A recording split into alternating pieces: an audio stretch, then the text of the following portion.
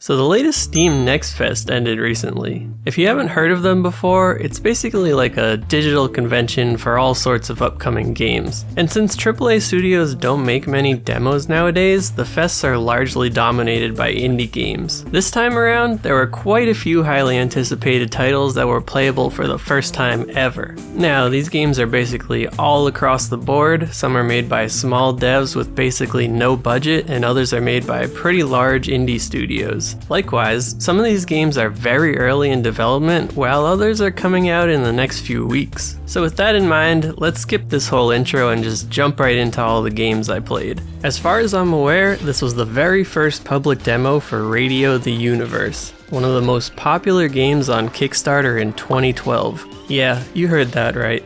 The game first appeared online over 11 years ago. For a long time, it seemed like it could be vaporware, but everyone was pleasantly surprised to see it show up in the latest Next Fest. As you can tell, it's a fast-paced, top-down action game similar to titles like Hyper Light Drifter, which was also a huge hit on Kickstarter way back in the day. It starts off feeling a bit clunky, but as you unlock some powers and progress through the demo, the combat starts to flow nicely. Although it does have this weird little mini-game where you have to kill enemies by lowering their health to exactly 0 or you don't gain experience points. If you deal even 1 extra point of damage by using a strong weapon or something, no XP for you.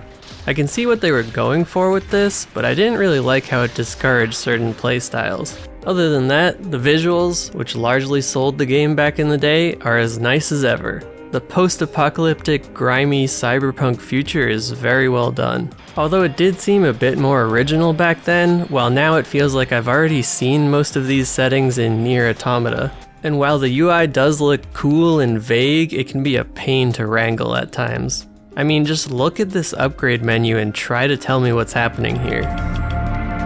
Whatever, it's obviously a stylistic choice, for better and worse. As for the rest of the game, the story consists of some very vague cinematics that provide a little atmosphere, but not much else. In the end, what matters most to people is that it looks great and the gameplay is solid too.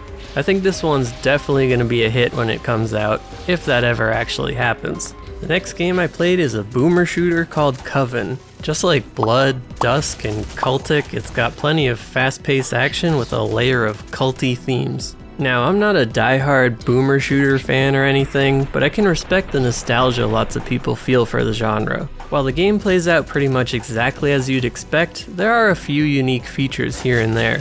For example, very in-depth gib effects when you kill enemies are pretty cool, and the ability to eat them to regain health is a nice touch. I don't know how far along this one was, but I felt that while the core was solid, there was a noticeable lack of polish in some areas. Sort of the vibes I get when playing Game Jam games, although packed in a game with tons more content. Could be early in development, small studio, first time dev, or any combination of the above. Either way, I think boomer shooter fans are gonna dig this one, but it may not sway people unfamiliar with the genre.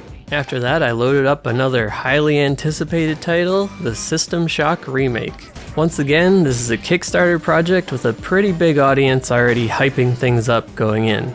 I think there was some controversy over this remake being developed, cancelled, and restarted at some point, but I didn't dig too deep into that. And despite being a huge fan of immersive sims myself, I've never played the original System Shock released back in 1994. So going in with a completely fresh slate, I ended up having mixed feelings about this one. While you can tell this game had a sizable budget behind it, there were a few areas that were oddly lacking, like this intro cutscene here. Why is everything so quiet and unimpactful? It feels like this scene inexplicably lost about half of the sound effects or something. Turn around! Now! Likewise, is this game supposed to be serious or goofy? I may have other work for you once this is over. I mean, everything I've read leads me to believe this is a very serious game with dark sci-fi themes. But when I play it, the goofy cutscenes and super cartoony art style make me think more of Ratchet & Clank than Alien or Blade Runner. On the upside, the gameplay has some variety to it, as expected, allowing multiple playstyles and a good bit of experimentation throughout. But then there's just those parts that feel unfinished, like melee hits on enemies having almost no visual feedback. I think there's the bones of something cool here, and obviously a big budget behind it, but I just couldn't fully immerse myself in it. The next game I decided to download was called Dad by the Sword, a silly first-person swordplay game. I just happened to find this one scrolling through the big list, thinking it might be good for a goofy little project. From what little I got to play, you fight some lizard dudes and get to chop off various limbs in the process. Unfortunately, the demo was very buggy to the point where I couldn't progress past the tutorial section. It tells you to move in a direction while aiming, but also locks you in place so you can't actually move in that direction. If you aim your sword in that way to block, your camera drifts off and the game doesn't even register the block 90% of the time. Oh, and you can spam the spacebar to kill the tutorial enemy, which completely breaks the game. Oh well, might be one to check back on in the future. After that, I played Shadows of Doubt. If you saw my past videos, I actually mentioned this as an upcoming immersive sim to keep an eye on. The gist of it is, you play as a detective trying to solve a murder in a fully simulated, procedurally generated city. Every case is brand new, every NPC is unique, every apartment is fully explorable, and everything is packed with bugs. Now, on a technical level, I have to give huge props to the developers. Generating and simulating huge, complex scenes like this is an enormous challenge. It's pretty much a given that there's going to be bugs in such a massive undertaking.